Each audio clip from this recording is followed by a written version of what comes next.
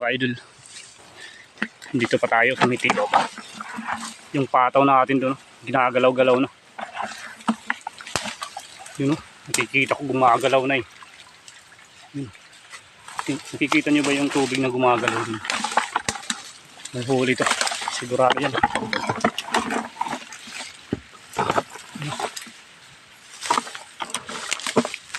Ito mga kaidol, yan ang pataw natin, parang may huli talaga to.